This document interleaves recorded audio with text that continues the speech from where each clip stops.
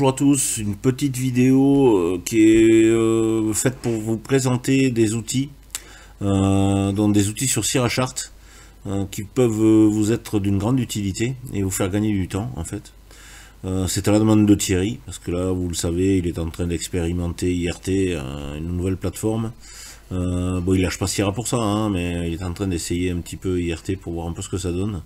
Et il a trouvé des fonctionnalités sur IRT que l'on ne connaît pas forcément sur Sierra.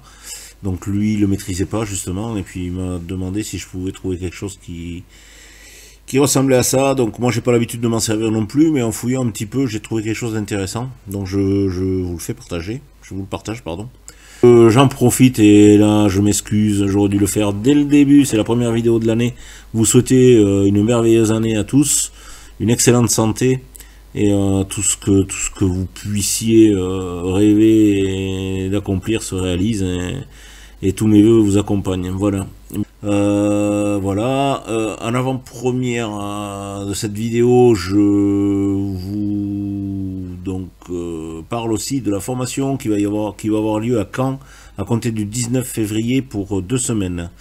Il nous reste de la place encore, donc si vous souhaitez venir vous former sur les outils que l'on utilise au quotidien pour trader les futurs, que ce soit sur Sierra ou sur Bookmap, la première semaine étant dédiée à Sierra, donc c'est moi et Thierry qui animons cette première semaine, où on va bien sûr regarder le market profile, le footprint, le volume profile, et vous donner les setups qu'on utilise au quotidien donc sur Sierra Chart.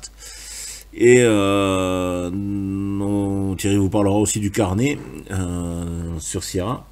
On vous montrera tout ça. Et ce qui est bien, c'est qu'on fait le matin de la théorie, l'après-midi la pratique, et c'est bien utile, et en même temps ça vous met carrément dans le bain, et de voir comment on trade, hein, et de vous trader avec nous, c'est quand même sympa. Voilà, et vous apprenez beaucoup mieux que d'absorber de la théorie en permanence, et de vous retrouver tout seul à la maison pour aller expérimenter tout ça. Donc voilà, donc ça sera la première semaine. La deuxième, Jean-Marc intervient sur Bookmap, donc bon, lui aussi se sert de Sierra Chart, hein, il reporte ses niveaux sur Bookmap et il utilise Sierra pour le footprint notamment, pour voir un petit peu ce que donnent donc les prix, les acheteurs et les vendeurs, rentrer dans la microstructure, c'est très important pour trader, surtout à notre niveau de scalper. C'est primordial, je dirais, ça vous permet de déterminer des points d'entrée aux petits oignons. Donc ça, ce sera la deuxième semaine qui est dédiée complètement à Bookmap, et en plus de ça, Jean-Marc vous délivre tous ces setups. Moi j'ai fait leur formation il y a 7 ans, et il y en a encore quelques-uns, je tombe sous le cul à chaque fois que je les vois. Donc et vraiment c'est du tonnerre. Donc voilà, donc il reste encore des places pour cette formation là, et avec Thierry on va certainement organiser une formation au mois de juillet sur la Suisse. Voilà, parce qu'on a des demandes de gens de la Suisse et en même temps de l'Est de la France, hein, et on se rapproche un peu du site pour former les gens, quoi. Voilà, c'est dans un cadre et un environnement sympa, on a trouvé quelque chose de bien là, et on va faire donc une formation d'une semaine là-bas, ce qui correspond à la première semaine de celle qui se fait à Caen. Jean-Marc ne sera pas là, donc il n'y aura pas la partie Bookmap dans la deuxième semaine. Voilà. Allez, je reviens donc sur ce que je voulais vous montrer. Ça fait déjà 4 minutes que je parle. Je sais que vous n'aimez pas trop les vidéos trop longues. Donc en fait, je vous explique en gros. Là, j'ai un chart en bougie, d'accord, avec des niveaux, avec les Bollinger, comme vous pouvez voir, la VWAP, quelques niveaux intéressants, le plus haut, le plus bas de la veille, le plus haut du jour, le plus bas du jour, des niveaux TPO, etc. J'ai tout dessus, un petit volume profile sur le côté. Mais pour trader, comme je vous l'ai dit précédemment, j'aime bien voir ce qui se passe entre les acheteurs et les vendeurs à l'intérieur des bougies. Et malheureusement, je suis obligé de créer un graphique à côté avec un footprint et de naviguer entre les deux pour aller voir qu'est-ce qui se passe. Donc ce que je vous propose de faire, c'est de mettre un footprint là-dessus, d'avoir des bougies et de pouvoir à tout moment passer de l'un à l'autre pour aller voir exactement qu'est-ce qui se passe sur le niveau qui nous intéresse. Comme là, vous voyez, on a une réaction sur l'open, avec le point of control de la bougie qui est carrément sur l'open, Mais je ne sais pas si c'est beaucoup plus de vendeurs que d'acheteurs, beaucoup plus d'acheteurs que de vendeurs, si c'est une absorption des achats, si c'est des vendeurs qui sont beaucoup plus forts, etc. etc. Donc j'aimerais bien voir ce qui se passe là-dessus. Pour ça, je suis obligé d'aller rentrer dans un footprint et de voir dans la microstructure ce qui s'est passé. Donc je vais aller utiliser une première chose, c'est un zoom. Donc en fait, je vais dans Chart, dans Tools, pardon, ici. Je vais aller chercher mon zoom in. Je vais faire hop, une sélection de cette partie, je clique dedans. Vous voyez comme ça s'est écarté. Donc là, c'est un vrai zoom, quoi. Donc le problème, c'est que je suis obligé de resserrer. Je perds du temps, c'est pas pratique. Donc là, je vois ce qu'il y a. Ok, j'ai pas mis le footprint dedans, donc vous avez du mal à le voir. Ok, mais par contre, si je mets un footprint, c'est ce que je vais faire de suite. Je vais dans Analysis, je vais aller me chercher un footprint simple que j'ai fait il n'y a pas longtemps. Voilà, pour quelqu'un, à 500%, clear existing, non. Ok, voilà, j'ai mon footprint qui apparaît dedans. D'accord, j'ai mes bougies. Vous voyez, elles sont très écartées, mais j'arrive à voir ce qui s'est passé. Donc, en fait, le niveau en question, voilà, je vais me mettre ici pour pour qu'on voit exactement les niveaux. Donc, on va dans Chart, on va faire un lock space. Ici, donc je vois ici qu'on a des acheteurs qui sont pointés, 401. Vous voyez, 401 achats ici, malheureusement ça n'a pas fait monter le prix bien plus haut. On a eu un rejet déjà ici, vous regardez, il y a l'imbalance acheteuse 113 et 133 et 113, il y a beaucoup d'acheteurs sur le haut qui sont fait absorber. On est redescendu, on est revenu, de nouveau on a rejeté, etc. etc. jusqu'au moment où on a eu là une imbalance vendeuse. Donc ça, et en même temps, vous voyez, de 219, on est passé à 7 acheteurs sur le haut, il n'y a plus personne qui veut acheter à ce niveau-là. Donc il y a de fortes chances que le prix descende. Donc là, là, carrément, on peut prendre un trade short, on met son stop au-dessus et on attend de voir ce qui se passe. D'accord?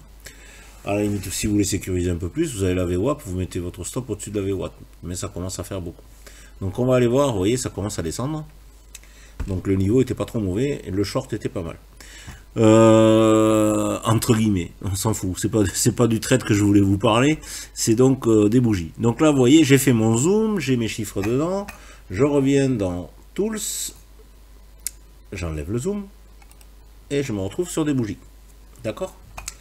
Donc ces bougies là c'est bien, mais à chaque fois je suis obligé d'aller zoomer, d'aller modifier tout ce qu'il y a dedans et autres, donc c'est un peu galère. Alors il existe des outils dans Tools également ou dans Chart qui peuvent vous permettre d'améliorer ça et d'aller beaucoup plus vite. Et c'est ce que je vais vous montrer maintenant. Donc en fait, on va venir ici dans Chart, ici, pardon, Chart, on descend, ici on a bar spacing, et on a deux possibilités, soit le large decrease ou le large increase. Donc c'est soit pour écarter l'espace des bougies, soit la rétrécir. Et voilà, ici on l'a à une plus petite échelle, mais je vais utiliser le large ici pour aller beaucoup plus vite. Donc ce large et ce large decrease et increase, c'est page down et page up du clavier.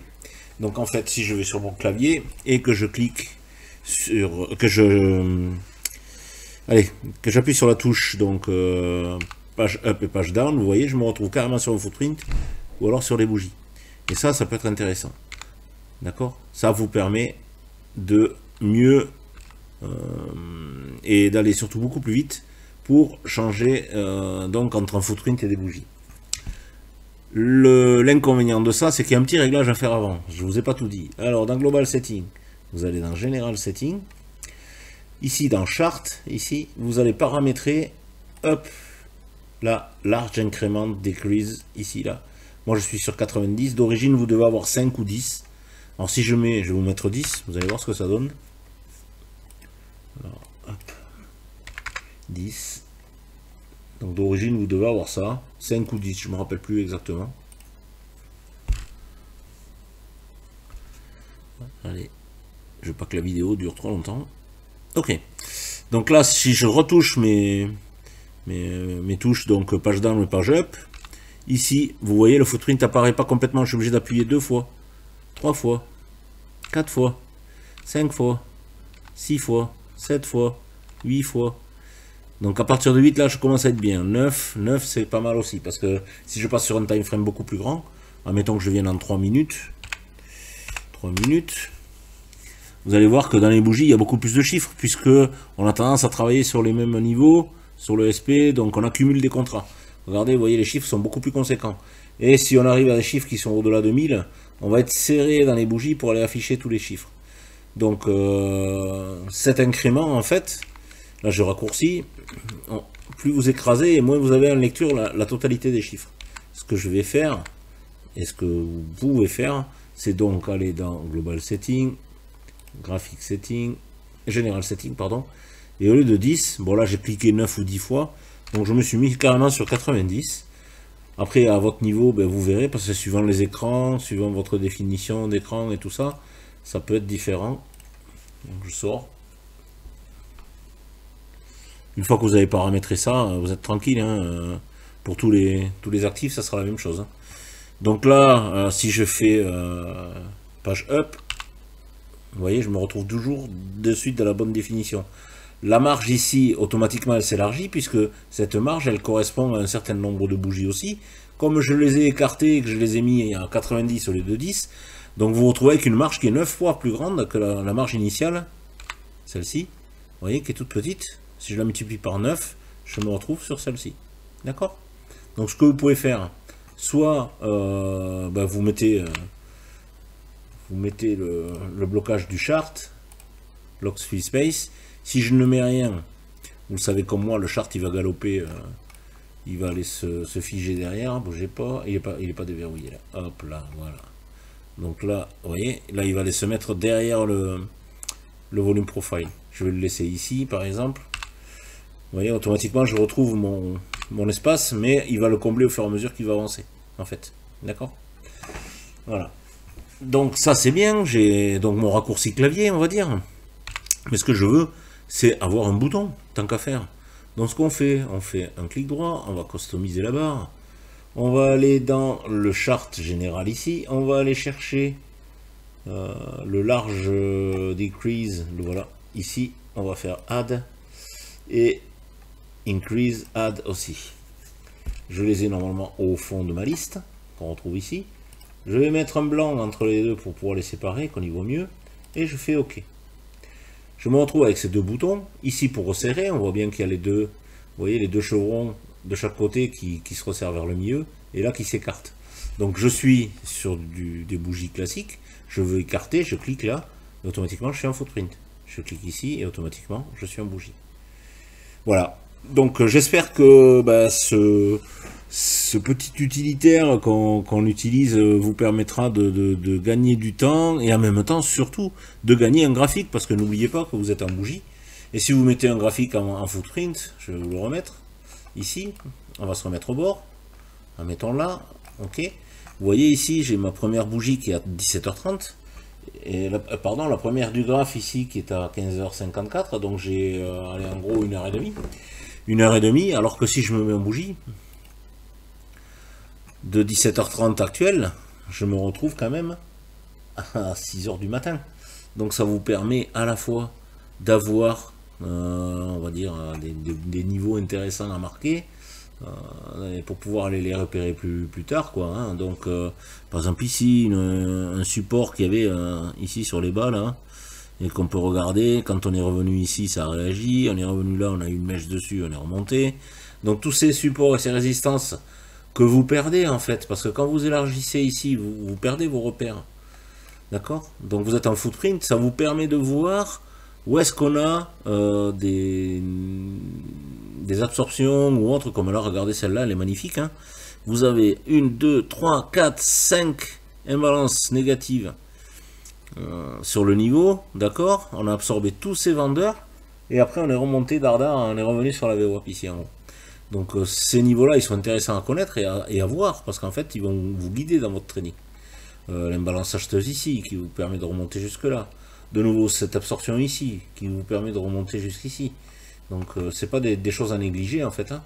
Donc ces absorptions et ces réjections sur des niveaux, vous allez pouvoir les observer sur du footprint, alors que vous ne verrez rien sur des bougies.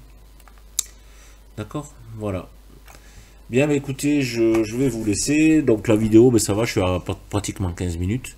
Donc je vous mettrai les coordonnées de Thierry et de Jean-Marc dans la description de cette petite vidéo. Si vous souhaitez faire la formation, n'hésitez pas, hein, je vous dis, il reste encore des places.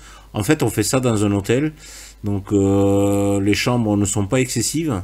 On a décidé de faire ça sur Caen, pourquoi? Parce que sur Paris, en fait, contrairement à ce qu'on pourrait penser, on a des fois des conditions qui sont pas terribles pour faire les formations. On est serré dans des salles qui coûtent un pognon fou, et en fait dedans il y a pas d'internet correct pour tout le monde.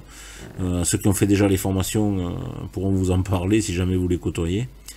Alors que là on va être bien, on est tous ensemble, on est dans le même site, c'est à dire qu'on va se voir même après le soir. On peut discuter encore s'il y a des problèmes particuliers, revenir dans la salle, aller regarder quelques vidéos peut-être, avoir des explications, vous donner des explications sur des choses que vous n'auriez pas vues, et en même temps ça favorise les contacts entre nous.